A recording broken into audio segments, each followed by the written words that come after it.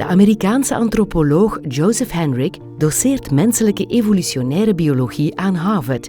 Hij is een wereldautoriteit op het vlak van culturele verandering en doet onderzoek naar de rol die cultuur heeft gespeeld bij onze evolutie.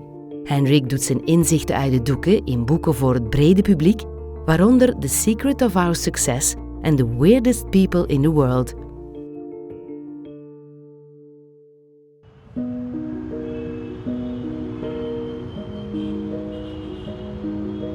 De kracht van het werk van Joseph Henrich ligt vooral in het feit dat hij heel veel disciplines bestrijkt. Dus, economie, antropologie, psychologie, archeologie, linguïstiek ook. Dus hij heeft iets te zeggen over al die domeinen. Dat klikt ook heel erg goed in elkaar. Dus je voelt als je die boeken leest ook dat een geheel is, een uniform beeld. En dat maakt ook de overtuigingskracht veel groter.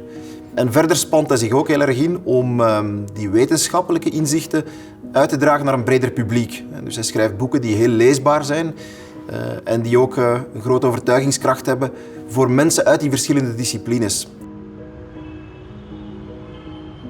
Een van de belangrijkste bijdragen die hij geleverd heeft te maken met zijn onderzoek naar de evolutie van culturele capaciteiten, culturele vermogens. Ja, dus ons vermogen voor sociaal leren, onder welke omstandigheden kan dat ontwikkelen. En anderzijds houdt hij zich ook bezig met de culturele evolutie van allerlei artefacten, sociale normen en dergelijke meer.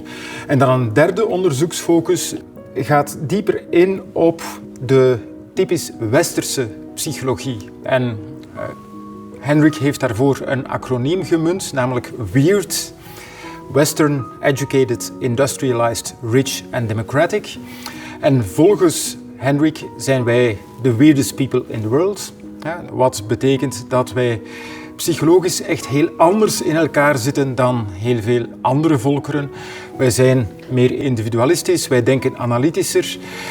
Wij vertrouwen vreemden sneller dan mensen die elders zijn opgegroeid of uit andere culturen komen.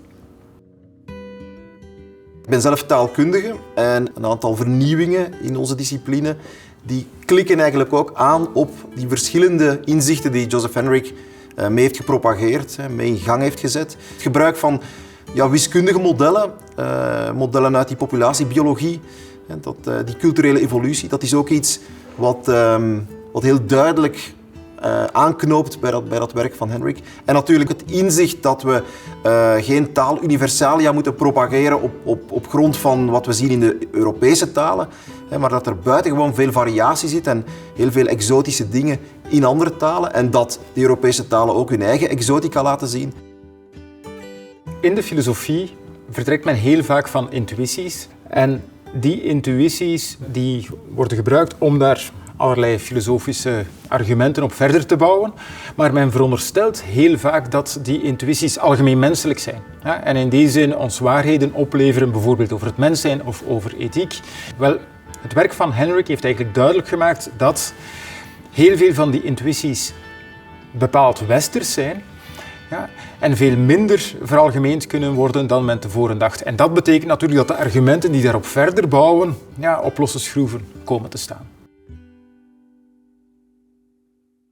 Om al deze redenen, meneer de rector, verzoeken wij u op voordracht van de Academische Raad het eredoctoraat van de KU Leuven te verlenen aan professor Joseph Henrich. Professor Joseph Henrich, KU Leuven is honoring you for your exceptional contribution to understanding culture in general and cultural change in particular. For your theoretically and empirically substantiated critique of the idea that the psychology of the Western individual can be a model for all of human psychology. For your confident and unwavering commitment to cross-disciplinary research that shows how scientists from different backgrounds can bring each other to new and groundbreaking insights. For combining your basic science work with a commitment to high-level popularization of science. For these reasons, I hereby bestow upon you, in my capacity as rector of KU Leuven, and on the recommendation of the Academic Council, the degree of Doctor Honoris Causa of this university. my congratulations.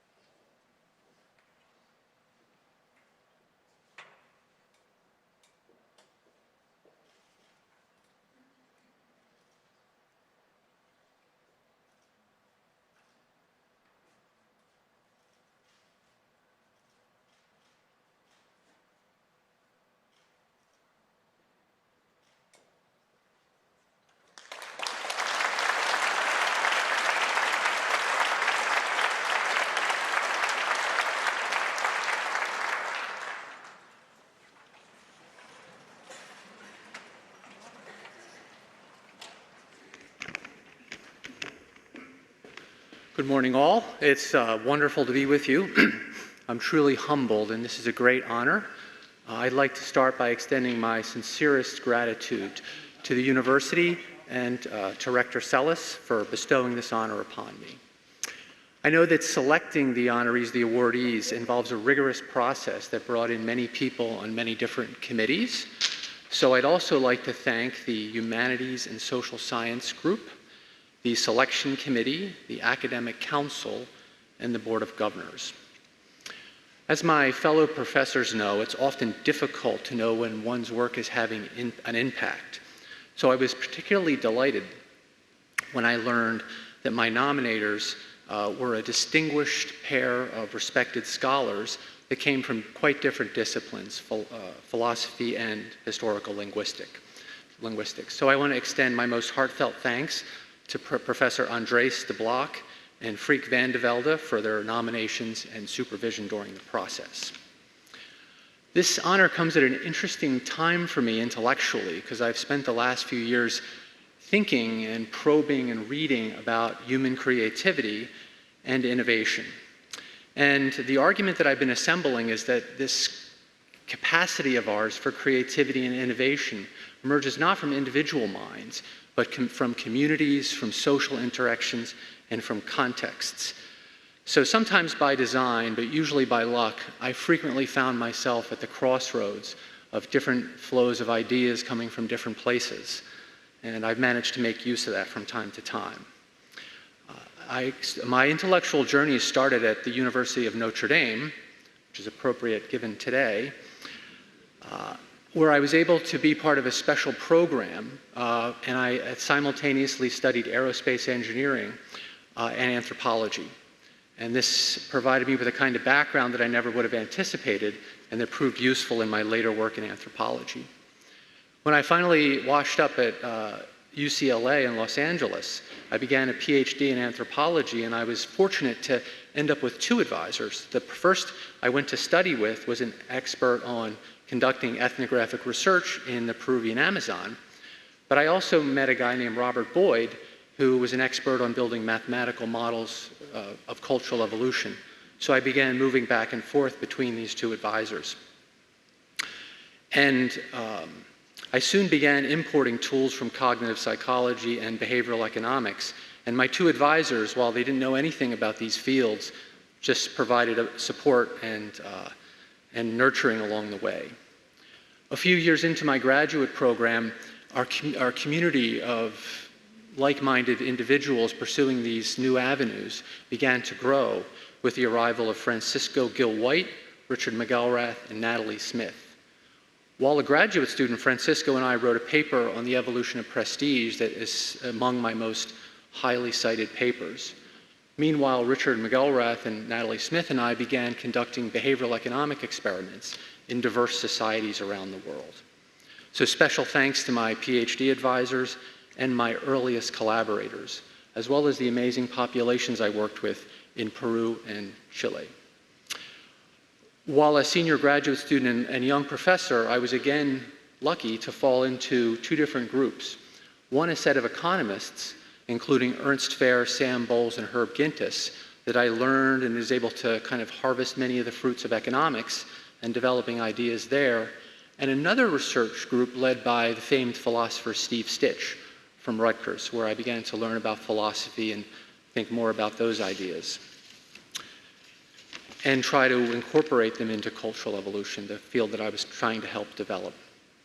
It also gave me an understanding of the way different fields rely on different epistemologies, make use of different kinds of evidence, and constitute or believe different arguments are more or less valid. When I was hired as a psychological anthropologist at Emory University, I was particularly benefited by having lunch with a philosopher named Bob Macaulay and a developmental psychologist named Philippe Rochat. They helped me develop my ideas, and soon some of Philippe's graduate students in developmental psychology began studying children and infants in the villages I was working in the South Pacific. So thanks to both my friends at Emory, who helped develop my early ideas, and my friends in the South Pacific, who I learned so much from. In 2005, Providence would strike again when two deans at the University of British Columbia in Vancouver, Canada, decided to recruit me for their Canada Research Chair. Now, they naturally thought it would make the most sense to put my position in anthropology, but fortunately for me, the anthropologists firmly rejected me. So the deans were not deterred by this, and they shopped me to psychology and economics, who signed on. So I became a professor of both psychology and economics. I'm still hoping to take a class in one of those disciplines. So wayward anthropologists washed up and began working with economists and psychologists and teaching courses and eventually producing successful graduate students. So special thanks to Deans Nancy Galini and Darren Lehman for not taking no for an answer. During my time in Vancouver and often hanging out at our local Irish pub, I encountered Steve Heine and Aranor Zion, who I began a long-running collaboration with. And it's with these two fine scholars that we developed the weird concept and began the roots of what was my most impactful line of scholarship. So a special hat tip to Steve and R, my good friends. Along the way, I was fortunate to be able to run a lab in the style of big science, populated by many graduate students and postdocs.